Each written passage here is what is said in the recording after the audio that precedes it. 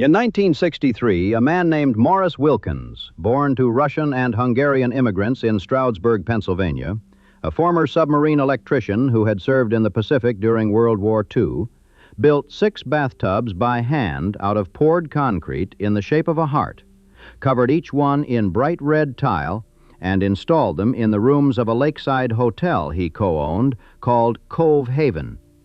Each tub cost $3,000 to make. Wilkins had a theory. He believed, and he said this plainly, that the bathroom was the great neglected honeymoon accommodation. Every resort had a nice lobby, a decent dining room, a view. Nobody was paying attention to the bathroom. So he did. And with that one gesture, absurd, gaudy, unexpectedly brilliant, he set in motion a transformation that would make the Pocono Mountains the most famous romantic destination in America. Within a decade, heart-shaped tubs would spread to resorts across the region and then across the country. Within 2 decades, the Poconos would be crowned the honeymoon capital of the world, surpassing Niagara Falls. And within 4 decades, most of the resorts where those tubs once sat would be abandoned, vandalized, burned, or bulldozed. Some of the tubs are still out there, sitting in roofless rooms in the Pennsylvania woods, filled with leaves and rainwater and dirt. That arc, from poured concrete to ruin in a single lifetime, is the story of the Poconos. But to understand how a bathtub could break a region, you have to understand what the Poconos were before anyone thought to put a heart on anything. The mountains themselves are old. They're part of the Allegheny Plateau, topping out around 2,100 feet. Not dramatic, not alpine, but high enough to be 10 degrees cooler than Philadelphia in August, which in the days before air conditioning was worth everything. The Delaware River cuts through them at a place called the Delaware Water Gap, where the water slices between Mount Minzy on the Pennsylvania side and Mount Tammany on the New Jersey side. And in the 19th century, that gap was considered one of the scenic wonders of America. Painters came, writers came. A New York Times correspondent was assigned to cover Delaware Water Gap every summer, as though it were a foreign capital. The first man to realize you could make money off all that scenery was Antoine Duteau, who opened the first boarding house in the area in 1829, the same year, as it happens, that the first steam locomotive ran on commercial tracks in America, just up the road in Honesdale, Pike County. Duteau's insight was simple. People from cities would pay to sleep near beauty. But for decades, getting there meant 3 days of stagecoach over unpaved roads from Philadelphia, which kept the audience small. The real money didn't arrive until the railroad did. In 1856, the Delaware, Lackawanna, and Western Railroad opened a station at Delaware Water Gap, and suddenly New York was a 5-hour ride away, a trip that technological improvements would shorten to roughly 2 hours by 1914. Philadelphians had no direct route at first, but starting in 1864, they could take the Pennsylvania Railroad to the Monongahchunk Station in New Jersey and connect with the Lackawanna. As the closest mountains to the city of brotherly love, the Poconos became, in effect, an extension of Philadelphia's social life. By 1900, more than 50 resorts and boarding houses operated in and around the Gap alone. Victorian families would come for weeks at a time, the mothers and children staying the whole summer, the fathers joining on weekends by train. One resort near Mount Pocono, which sat nearly 2,000 feet up on the plateau, 5 times higher than the Gap, advertised 2 words that sold more rooms than any painting of a waterfall ever could: great sleeping. In the days before air conditioning, that pitch was irresistible to anyone who had endured a Philadelphia August.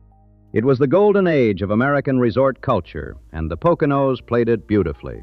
The Kittatinny Hotel in Delaware Water Gap, first constructed in 1829, became legendary. Presidents Grover Cleveland, Benjamin Harrison, and Calvin Coolidge stayed at the Henryville House Fishing Hotel in Paradise Township. Buffalo Bill Cody visited. A village called Mock Chunk, later renamed Jim Thorpe, was dubbed the Switzerland of America for its narrow streets and stone buildings climbing the mountainside. The Lehigh Coal and Navigation Company had built its fortune shipping anthracite out of Carbon County, and some of that coal money flowed into the resort economy. The Switchback Railroad, originally built to haul coal, was converted into what many consider one of the world's first roller coasters, and tourists rode it for fun. But the thing about building your economy on scenery and proximity is that both can be undercut. The automobile arrived and changed everything.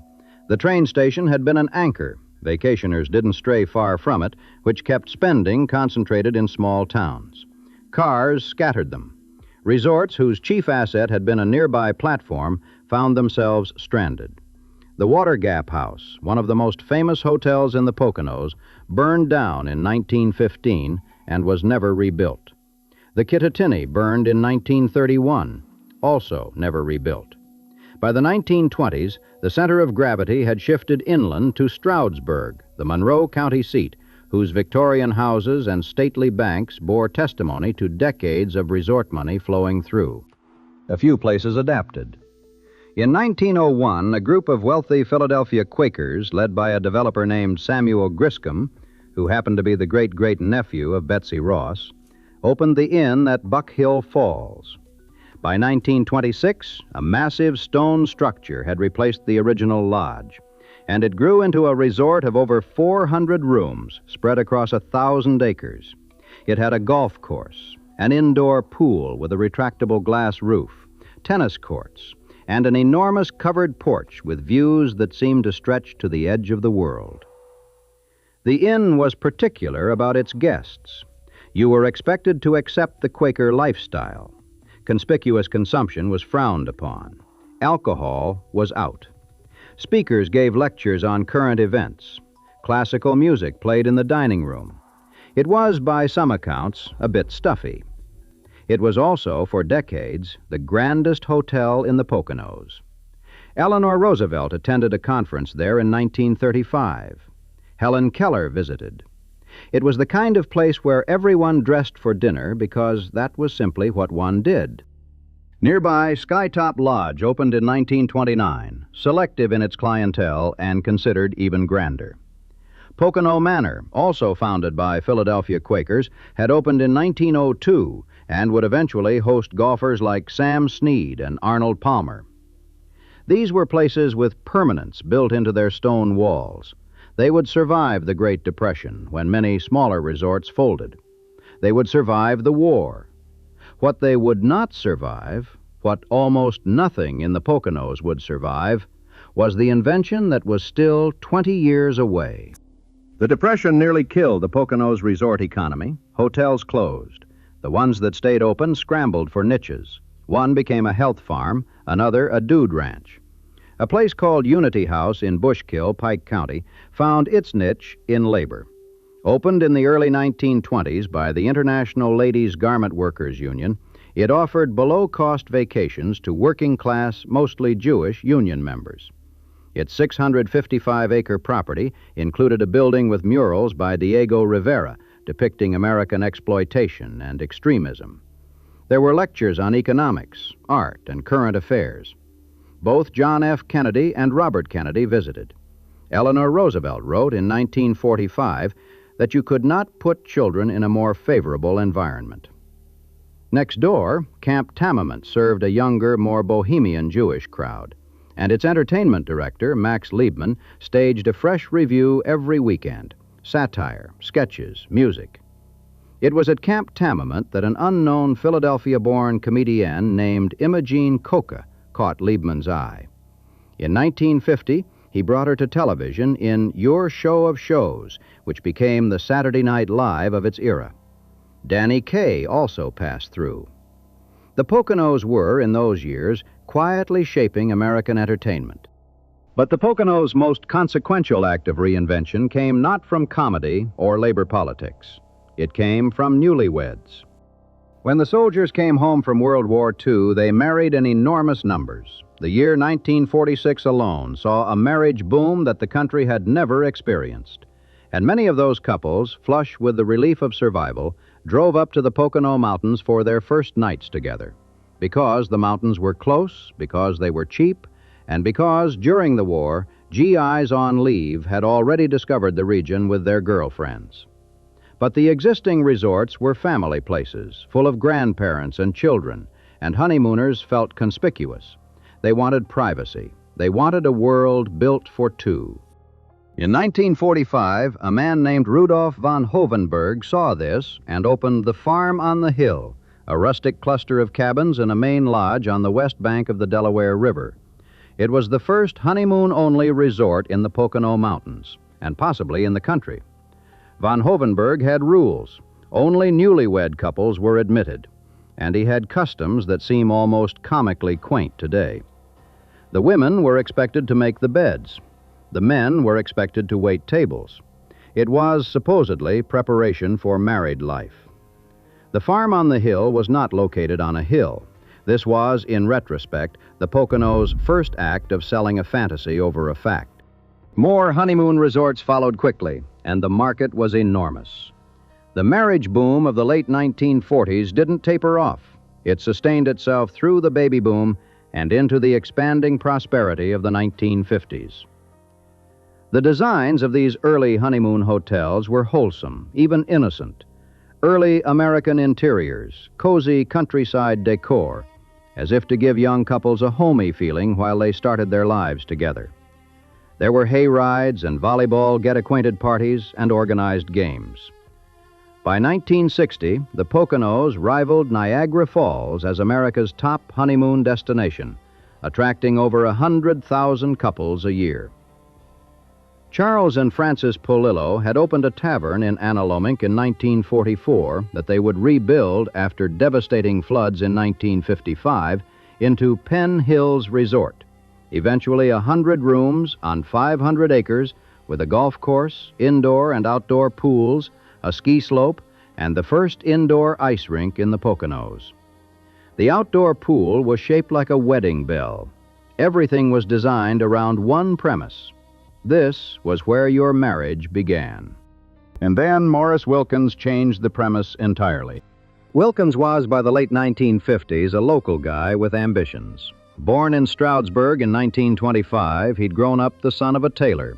After his Navy service, he came home, and in 1958, he and a friend named Harold O'Brien bought an 18-room hotel on Lake Wallenpaupack called the Hotel Pocapaupack.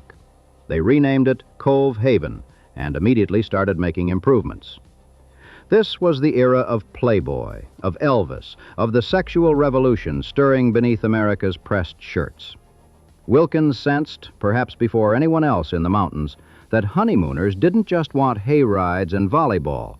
They wanted something more private, more indulgent, more, frankly, physical. The wholesome honeymoon was giving way to something with mirrors on the ceiling.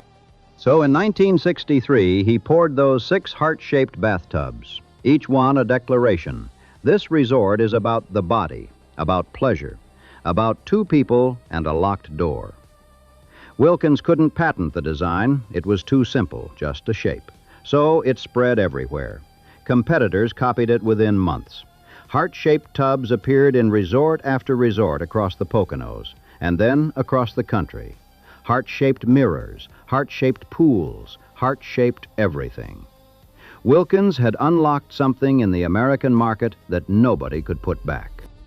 In 1969, a Florida-based conglomerate called Lums Corporation came calling. Lums had started as a hot dog stand in Miami Beach, founded by 2 brothers named Stuart and Clifford Perlman, and had grown into a publicly traded company with franchised restaurants across the country. In the late 1960s, Lums went on a buying spree, a meat packer, a chain of Army-Navy surplus stores, and then, in the same season, 2 purchases that tell you everything about where the Poconos stood culturally. In September 1969, Lums bought Caesar's Palace in Las Vegas for $58 million. In October 1969, they bought Cove Haven. The same company, in the same autumn, bought the beating heart of American gambling and the beating heart of American honeymooning, and saw no contradiction. Wilkins sold and stepped aside. He would go on to open other resorts in the area, and in 1984 he would debut his next invention at Cove Haven, a 7-foot-tall whirlpool bath shaped like a champagne glass. The waiting list for those suites stretched to a year. He patented that one. But Wilkins' greatest monument wasn't any single bathtub. It was the transformation of the entire region's identity. By the time Life magazine ran a 2-page spread on Cove Haven's heart-shaped tubs in 1971, tied to a feature about the opening of Interstate 80, which had just been completed in 1973 and made the Poconos accessible to anyone with a car from New York or New Jersey, the branding was complete. The article described what it called a national surfeit of affluent vulgarity, and the description only made people want to come more.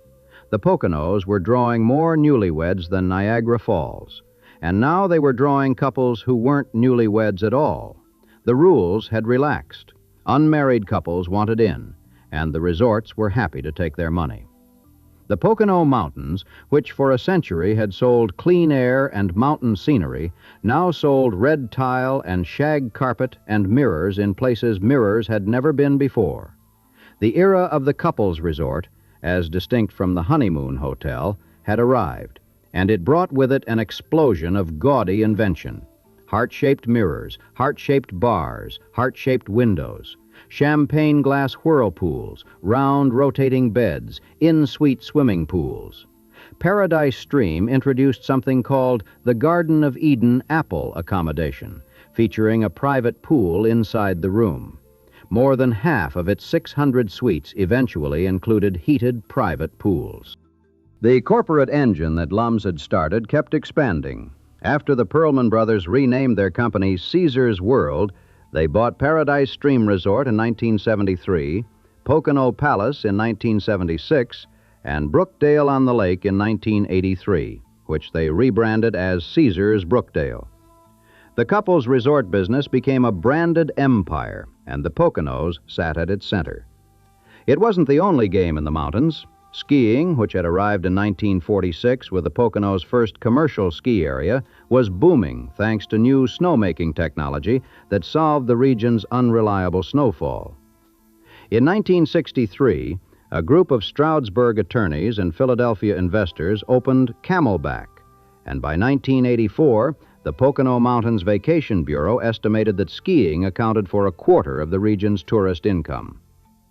Joseph Mattioli, a Philadelphia dentist who got tired of dentistry, bought a 1,000-acre spinach farm in Long Pond and turned it into Pocono Raceway, which opened in 1968 and started hosting IndyCar races in 1971 and NASCAR by 1974, eventually seating 77,000 people.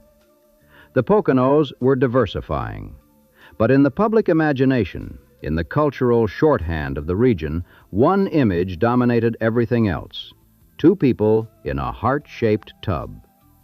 And no property embodied that image more completely than the one growing at the same time, a parallel empire. Mount Airy Lodge, originally built in 1898 as an 8-room inn, had been completely reconstructed in the mid-1950s, and then massively expanded through the 1960s and 1970s. At its peak, it had 890 rooms sprawled across 1,200 acres, indoor and outdoor pools, skiing, snowmobiling, ice skating, horseback riding, archery, an 18-hole golf course. Revenue hit $41 million in 1991. But what made Mount Airy Lodge famous was not any of those amenities. What made it famous was a television commercial. If you grew up anywhere near New York City in the 1980s, you know the jingle. It played on WPIX, on WWOR, on every syndicated channel airing daytime television. And it played so often that it lodged itself permanently in the brains of an entire generation. The melody was simple, the lyrics were simpler, and the visuals showed happy couples riding golf carts, lounging poolside, dancing in formal wear, riding bicycles in bright active wear. Anyone who heard that jingle heard the Poconos themselves. Not the mountains, not the waterfalls, not the Delaware Water Gap, but the resort, the experience, the fantasy. It was one of the most successful regional advertising campaigns in American history, and it sold a place that by the time most viewers saw the commercial was already beginning to fall apart. The beginning of the end can be dated precisely. 1978. That was the year President Carter signed the Airline Deregulation Act, which threw open commercial aviation to market competition, and within a few years drove airfares down dramatically. Suddenly, a couple in Queens or the Bronx or Cherry Hill, New Jersey, didn't have to drive 2 hours to the Poconos for romance. For the same price, or less, they could fly to Orlando. They could fly to the Caribbean. They could take a cruise. And crucially, those new destinations had adopted the very aesthetic that the Poconos had pioneered. Las Vegas had heart-shaped tubs. Cancun had champagne glass hot tubs. The Poconos had invented a style, but it couldn't own it, any more than Morris Wilkins could patent a bathtub in the shape of a heart. Atlantic City opened its first casino in 1978, the same year as the Airline Act. For gamblers in Philadelphia and New York, the shore was closer and flashier. The Poconos had never been about gambling, but it had always been about getting away, and Atlantic City offered a shinier version of getting away. The competitive walls were closing in from every direction. What happened next is what always happens when a market shifts, and the people running the businesses are the same people who built them. They don't adapt. At Mount Airy Lodge, the owner refused to modernize. The rooms that had been cutting edge in 1968 were shabby by 1988. Revenue fell from that $41 million peak to about $24 million by 1999. A decline of 40% in 8 years. At Penn Hills, the aging founders, Charles and Francis Polillo, held on. The resort had been their life's work, their identity. Updating it would have been admitting that the world they built was obsolete. So the carpet stayed, the heart-shaped tubs chipped, the mirrors clouded. Guests who had honeymooned there in the 1960s came back for anniversaries and found buildings that hadn't changed except to decay. Employees at Penn Hills by the final years were candid with reporters. The rooms cost around $300 a night, they said, and you could get a better room at the Howard Johnson's for $55. Housekeeping couldn't hide the chipped tubs, the broken mirrors, the mold creeping behind the carpet on bathroom walls. A 1998 survey commissioned by the Pocono Mountains Visitors Bureau laid the numbers bare. 19% of visitors described the romantic resorts as unsophisticated. 14% called them dated. 5% chose the word boring. These were not the verdicts of critics. These were paying customers. And then came the night that exposed how deep the rot had gone. Emil Wagner was a 77-year-old immigrant from Czechoslovakia who had spent most of his adult life running Mount Airy Lodge. He had no wife, he had no children. The resort was, in the words of people who knew him, his family. He had poured decades into it, hosting Eastern European immigrant groups, booking entertainers, overseeing the sprawl of those 890 rooms. He had a sense of humor and a streak of pride that in better times were charming. In November 1999, those qualities became lethal. Wagner was millions in debt. A court hearing had been scheduled at the Monroe County Courthouse in Stroudsburg to determine the resort's future, a hearing that would almost certainly end with him losing control of the property he had run for nearly half a century. On the morning of November 3rd, hours before he was due in court, Wagner was found in the bathroom of his home near the resort, dead, from a single gunshot wound from a .38 caliber handgun. 5 days later, Mount Airy Lodge filed for Chapter 11 bankruptcy, listing approximately $4.5 million in debt. A friend of Wagner's and the executive director of the Pocono Mountains Vacation Bureau said it simply. He was married to Mount Airy. When he saw it was about to be taken away, the pressure was too much. The lodge stumbled on for 2 more years under different hands. On October 29, 2001, it closed forever. 250 employees lost their jobs. One of the most recognized resorts in America, a place whose jingle still lived in the heads of millions, went dark. Pop artist Roy Lichtenstein had once used a Mount Airy Lodge advertisement as the basis for his painting Girl with Ball, which hangs today in the Museum of Modern Art. The actual building that inspired the advertisement was demolished to make way for a parking lot. Mount Airy's death was not an isolated event. It was a signal flare for an entire region. The cascade of closures that followed read like an obituary column. Penn Hills Resort held on until 2009, when its co-founder Francis Polillo died at the age of 102. The resort closed 2 months after her passing, carrying roughly $1.25 million in back taxes. It closed so abruptly that the staff never received their final paychecks. Monroe County seized the property. Vandals moved in. Scrappers tore out the copper. The heart-shaped tubs were ripped from their frames. In 2016, New York investors bought what remained for $400,000. The following year, fire destroyed the main building. Today, the Pennsylvania woods are slowly swallowing what's left. The Inn at Buck Hill Falls, that grand Quaker stone resort, 400 rooms, the retractable glass roof over the pool, the porch where Eleanor Roosevelt once sat, closed in 1990 after decades of declining patronage. It stood empty for 26 years, slowly filling with mold and rain and local legend. In 2000, MTV used it as a filming location for a show called Fear, which attracted gawkers and vandals.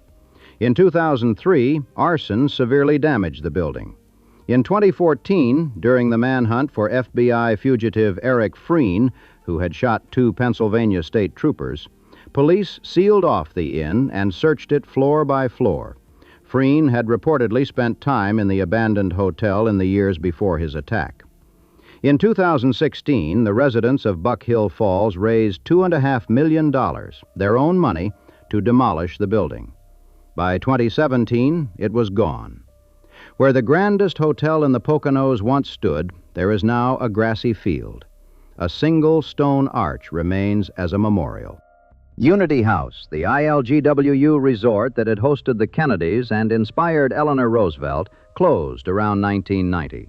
Its decline mirrored the decline of the union that backed it. The International Ladies Garment Workers Union had more than 450,000 members in the 1960s, but lost more than half by the 1980s as garment manufacturing moved overseas. Unity House had never been profitable. It was subsidized by union dues as a benefit for members. When the members vanished, so did the resort. The property still stands, abandoned, its Diego Rivera murals long since destroyed by a fire in 1969. The Birchwood Resort, which had operated from 1953 to 2000 and had its own private airstrip, which raises questions about its clientele that nobody has fully answered, closed and sits decaying. Split Rock Lodge, built in 1941 by the same man who built the trails for Big Boulder, the first ski resort in the Poconos, burned completely in 1970, was rebuilt by local residents in 1971, and went through multiple owners before finally closing.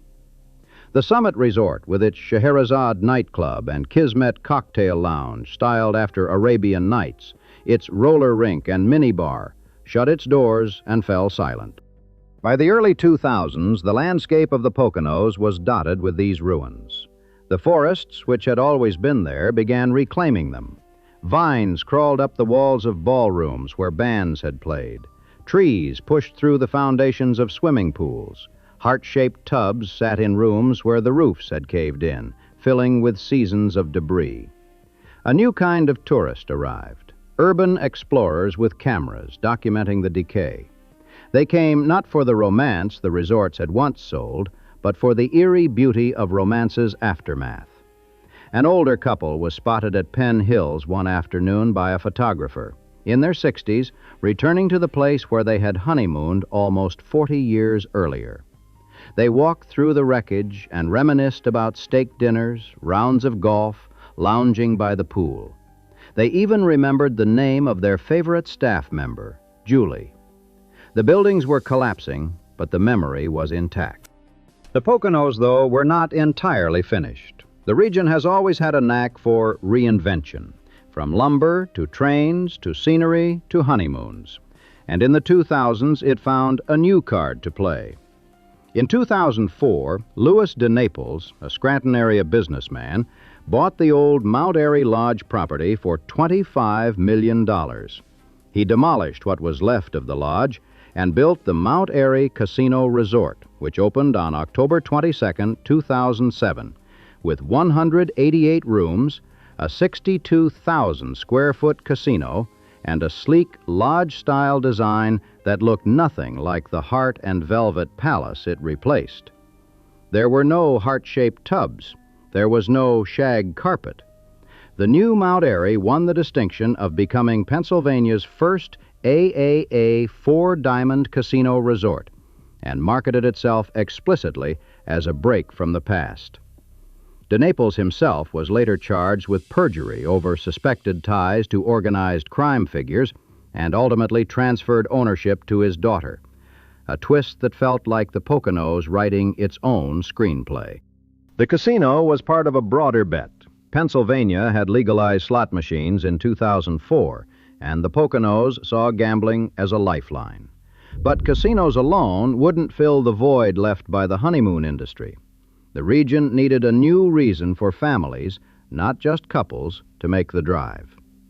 The answer came from an unlikely source: water. Indoor water parks, enormous climate-controlled complexes where it could be 85 degrees and sunny while snow piled up outside, began appearing across the Poconos. Camelback Resort opened Aquatopia with 453 guest rooms and 170,000 square feet of wet and dry activity space. Kalahari Resorts, which opened with 457 rooms, boasted one of the largest indoor water parks in the country. Great Wolf Lodge arrived. The strategy was clear. The Poconos could no longer compete on romance or rustic charm, but it could compete on scale and convenience. A family from northern New Jersey or eastern Pennsylvania could drive 90 minutes, park the car, and have everything: pools, slides, arcades, restaurants, under one roof. The numbers suggest this reinvention has partially worked. The Pocono Mountains Visitors Bureau reports roughly 27 to 30 million visitors annually, between day trippers and overnight guests. The tourism and hospitality industry generates an estimated $4.3 billion in revenue and supports nearly 36,000 jobs. More than a third of the region's workforce is tied to tourism, and roughly 64% of labor income in the Poconos derives from hospitality. Those are not the numbers of a dead destination. They are the numbers of a place that has survived by becoming something different from what it once was. But the population tells a more complicated story. Monroe County's population hit about 170,000 by the 2010 census, a five-fold increase from 1950. That growth wasn't driven by tourism jobs. It was driven by housing costs. As real estate in New Jersey and the New York suburbs became unaffordable, families fled to the Poconos, where taxes were lower and houses were cheap. Monroe County, and to a lesser extent Pike County, became de facto bedroom communities for the New York metropolitan area. The average commute time for a Mount Pocono resident is nearly 35 minutes, and many drive far longer, across Interstate 80 into New Jersey and onward. The region gained people, but not the economy to support them. Apart from tourism, the only major employers in the early 21st century were East Stroudsburg University, a pharmaceutical company called Sanofi Pasteur, Tobyhanna Army Depot, and the hospitals. People lived in the Poconos because it was affordable, not because it was where their lives happened. And then, between 2020 and 2023, Monroe County lost an estimated 2,256 residents. It was a small number, less than 2%, but the direction was notable.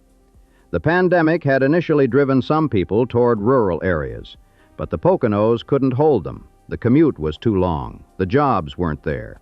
The charming resort towns that had once buzzed with vacationers had become, in some cases, just places you drove through on your way to somewhere else.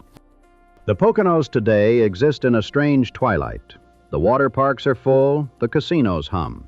Skytop Lodge, that grand resort from 1929, is still open and still selective.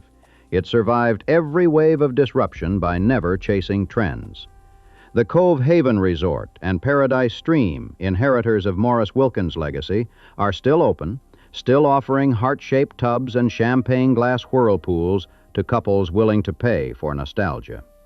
Pocono Palace, the third property in that portfolio, was sold in 2024 for $17.8 million to new owners who plan to broaden its appeal beyond the couples-only market. Jim Thorpe, the little town that used to be called Mauch-Chunk, draws visitors to its Victorian architecture and fall foliage and Lehigh Gorge trails. Bushkill Falls still charges admission.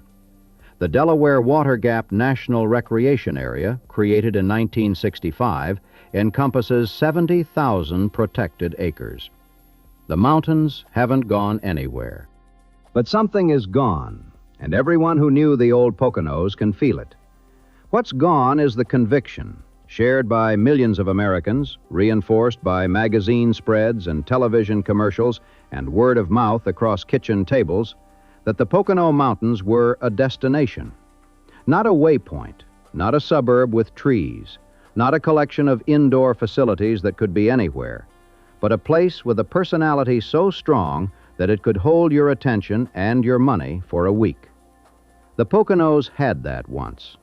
They had it when the train pulled into Delaware Water Gap and Victorian families stepped out into mountain air. They had it when the farm on the hill asked newlywed women to make the beds.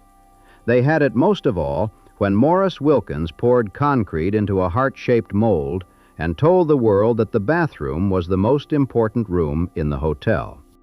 What killed the Poconos was not any single force.